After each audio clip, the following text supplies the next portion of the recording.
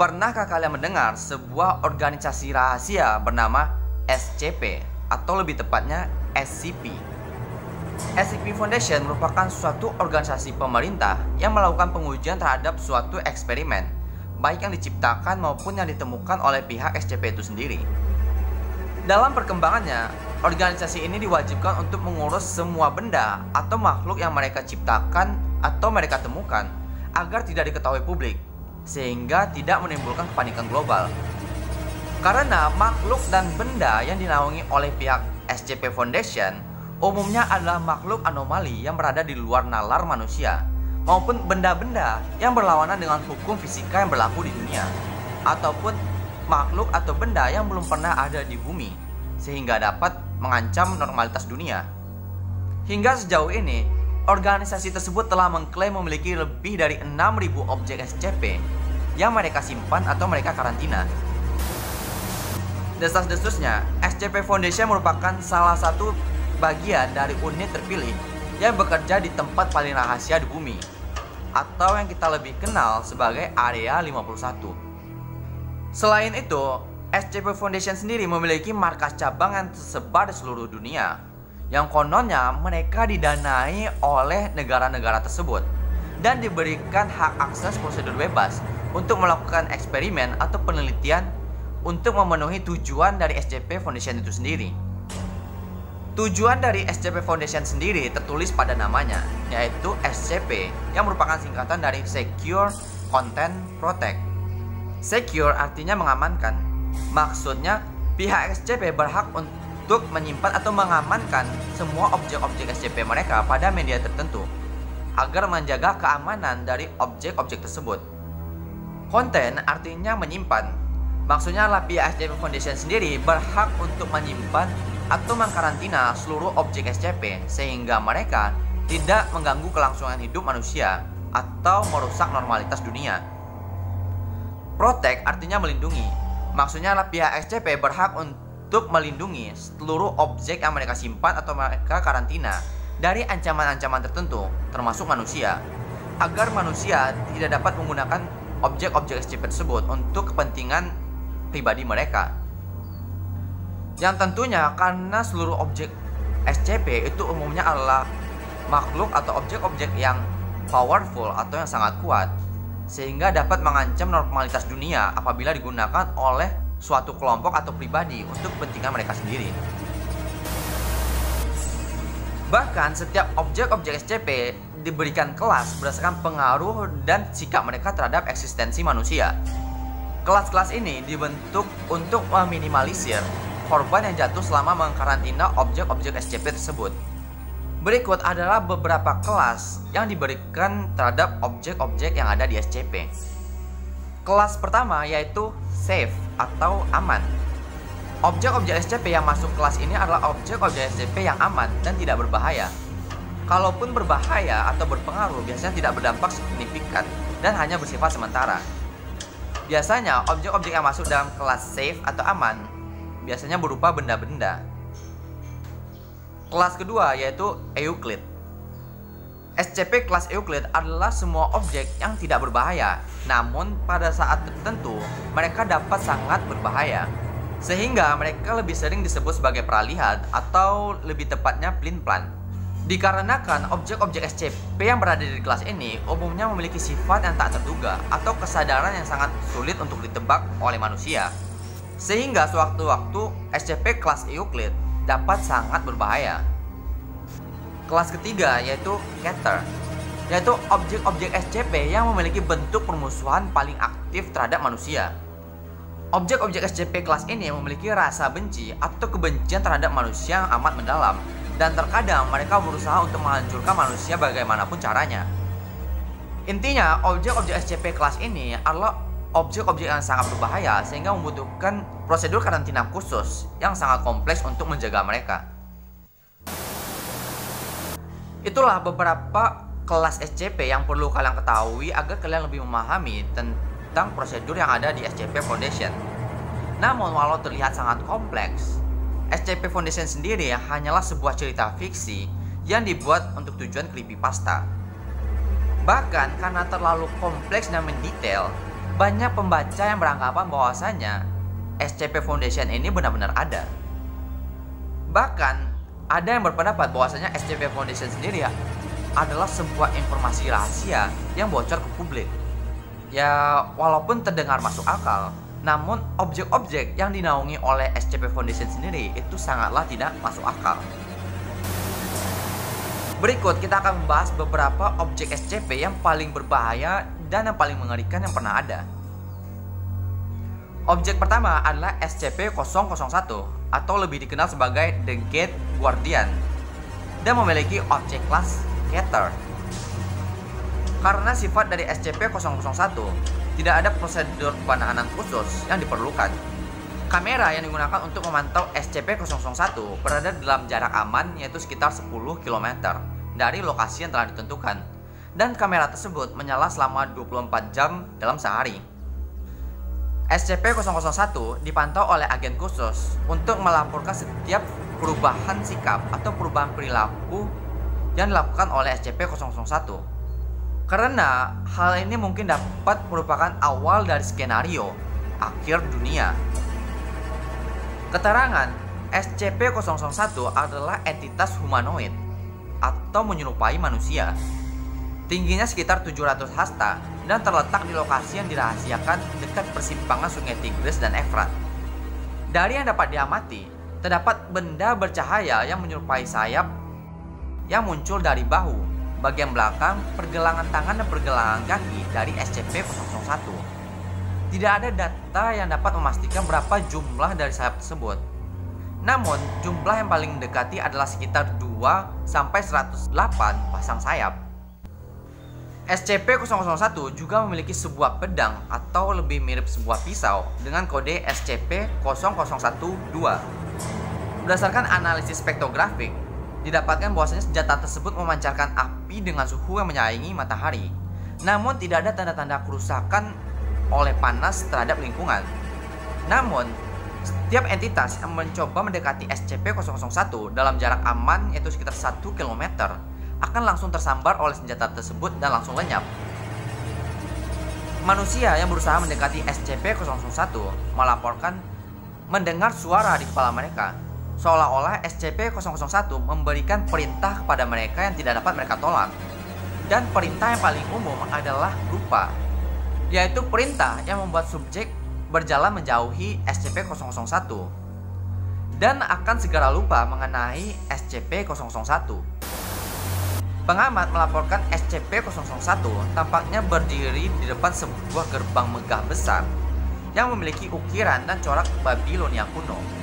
Foto jarak jauh mendeteksi di dalam gerbang tersebut terdapat banyak entitas yang memiliki komposisi seperti SCP-001 serta beberapa pohon buah dengan komposisi yang tidak diketahui. Dari catatan khusus, terdapat 2 buah pohon besar yang tampaknya merupakan pusat dari taman yang berada di dalam gerbang tersebut. Dan tampaknya pohon tersebut menghasilkan buah seperti buah apel biasa, walaupun pohon-pohon lain menghasilkan buah yang sepertinya tidak berasal dari bumi. Sampai saat ini, SCP-001 hanya dibiarkan dan diawasi atas segala tindakannya selama tidak menyimpang dan tidak menimbulkan bencana bagi umat manusia. Oke, next. Objek selanjutnya adalah SCP-957, dikenal sebagai baiting atau pengumpan dengan objek kelas Keter. Ini adalah gambar dari SCP-957 yang berhasil diambil menggunakan video jarak jauh. Keterangan SCP-957 adalah sebuah entitas humanoid atau manusia buatan yang sampai sekarang ini berada dalam sebuah rumah yang dirahasiakan lokasinya agar SCP-957 tidak mendekati manusia sebagai keamanan. SCP-957 memiliki tinggi 2 meter dan berat 75 kg. Dan dari data yang didapatkan bahwasanya SCP-957 tidak memiliki organ internal.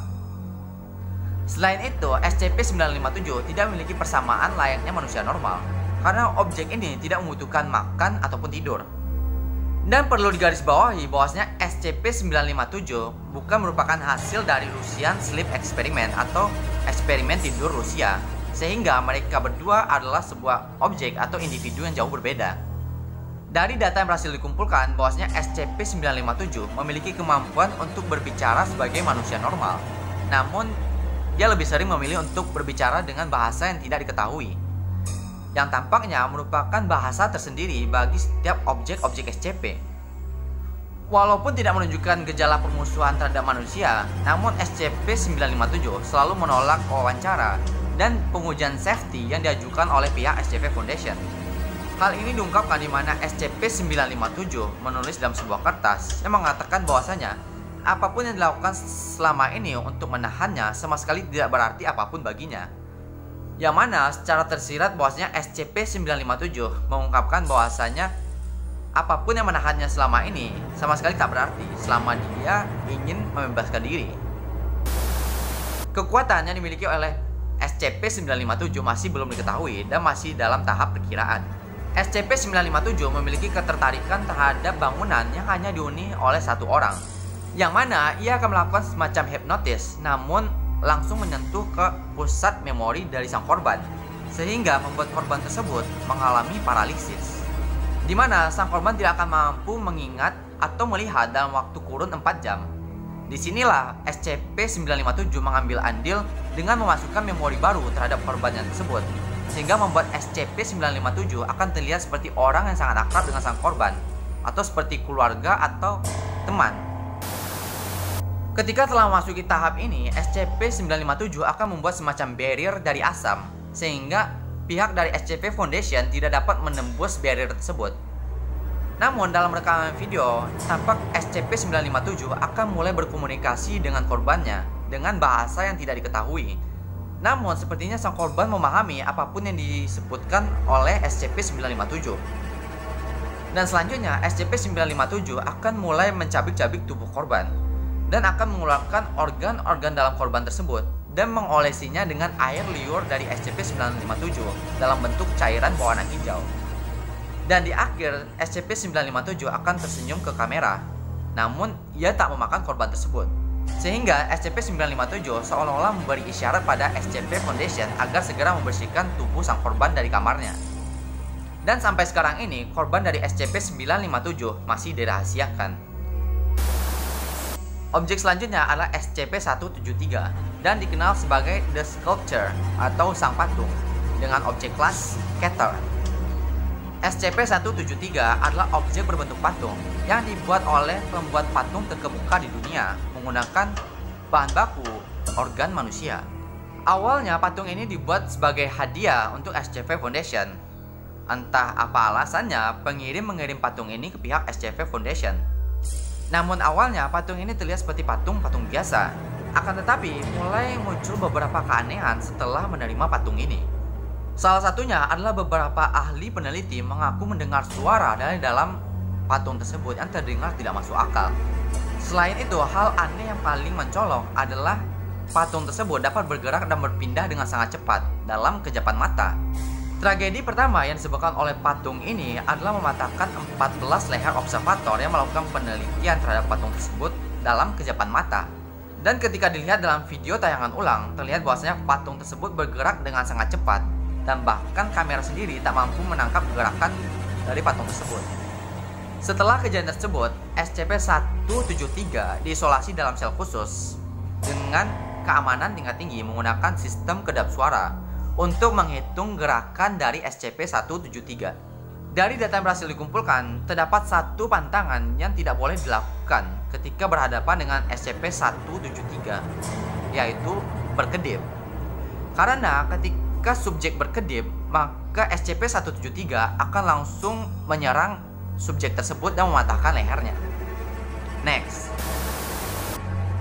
Objek selanjutnya adalah SCP-049, dikenal sebagai Plague Doctor atau dokter wabah dengan objek kelas Euclid. Awalnya dia adalah seorang pria yang berasal dari London, Inggris dan merupakan mantan dokter spesialis penyakit cacar pada tahun 1980. Namun pada suatu hari dia bermimpi tentang sebuah bencana yang amat mengerikan, di mana dia berada di tengah-tengah korban virus yang tidak diketahui yang telah menyebar dan mengontaminasi masyarakat dengan jumlah besar. Ketika dia tersadar, dia mulai merasa tidak mampu untuk membedakan mimpi dengan masa lalu yang diungkit oleh otaknya, sehingga dia menyebabkan sebuah ilusi traumatik pada dirinya. Dia mulai bersikap aneh terhadap dirinya, menutup diri dari dunia luar dan bersembunyi, dan menggunakan pakaian serba hitam. Bahkan dia melakukan tindakan gila dengan mencangkok tengkorak burung pelikan dengan wajahnya agar menyatu secara permanen. Menurut data, dia menculik orang dengan cara yang unik. Dia akan mendekati korban dan melebarkan tangannya tepat di wajah korban. Dan entah bagaimana caranya, sang korban akan mengikuti seluruh perintah yang diberikan oleh SCP-049. Ada dari beberapa peneliti yang berpendapat bahwasanya pada tangan SCP-049 terdapat obat bius atau semacam parasit yang bertindak sebagai otak kedua pada sang korban.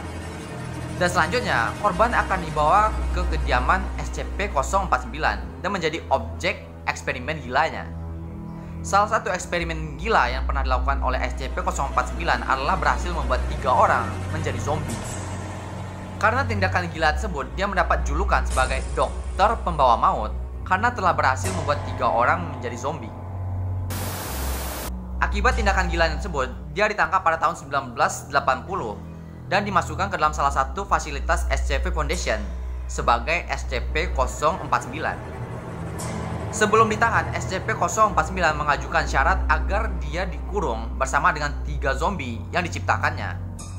Dan sekarang, dia dikarantina di sebuah negara yang dirahasiakan sebagai SCP-049. Objek selanjutnya adalah SCP-682 dengan objek kelas Keter. Sejak pertama ditemukan, hanya ada satu perintah yang diberikan untuk menindaklanjuti SCP-682, yaitu dihancurkan. Namun sampai sekarang ini belum ada cara yang dapat berhasil untuk menghancurkan SCP-682. SCP Foundation sendiri hanya dapat menyebabkan kerusakan yang masif terhadap SCP-682, namun tidak sampai menghancurkannya. SCP-682 harus dikurung dalam ruangan 5 meter x 5 meter x 5 meter dengan baja anti asam yang mengurungnya. Ruangan tersebut harus diisi dengan asam klorida atau HCl sampai SCP-682 terendam dan lumpuh. Setiap upaya yang dilakukan SCP-682 untuk bergerak, komunikasi, atau apapun yang melanggar aturan penahanan harus ditindaklanjuti secara cepat oleh personel SCP Foundation. Namun, personel sendiri dilarang keras untuk berkomunikasi dengan SCP-682 karena ditakutkan akan menimbulkan kemarahan dari pemerintah. Dan untuk semua personil yang tidak sah berkomunikasi dengan SCP-682 akan segera ditahan dan dihancurkan. Dari deskripsi fisik, SCP-682 berbentuk seperti kadal dengan ukuran besar. SCP-682 tampaknya sangat cerdas dan mampu berkomunikasi dengan SCP-SCP lainnya. Walaupun SCP-682 memiliki ukuran yang sangat besar, tetapi dia memiliki kekuatan, kecepatan, dan refleks yang sangat tinggi. Dari data yang berhasil dikumpulkan, bahwasanya SCP-682 memperoleh energi dari apapun yang dimakannya, baik itu organik maupun anorganik. Selain itu, SCP-682 memiliki regeneratif dan daya tahan yang sangat luar biasa. Dan bahkan SCP-682 terlihat dapat berkomunikasi secara aktif walaupun tubuhnya 85% telah hancur. Yang mana telah banyak dilakukan percobaan untuk menghancurkan SCP-682, namun belum ada percobaan yang berhasil untuk menghancurkannya, selain hanya menimbulkan kerusakan fisik yang masif. Oke guys, itulah beberapa objek SCP yang paling berbahaya dan paling menyeramkan versi Insomnia. Sekali lagi, gue cuma mau ngingetin bahwasanya SCP Foundation dan semua yang kita bahas sekarang ini hanyalah sebuah cerita fiksi dan belum dapat dibuktikan kebenarannya. Ya, kalau asli sih pasti serem banget. Coba kalian bayangkan bagaimana jika SCP-957 atau The Baiting tiba-tiba datang ke kamar kalian karena dia memang suka orang no lab dan kalian dimakan seperti kerupuk. Oke guys, itulah pembahasan kita mengenai SCP paling berbahaya dan paling mengerikan versi Insomnia. Gua Anugrah, izin pamit undur diri. Don't sleep tonight and let it be Insomnia.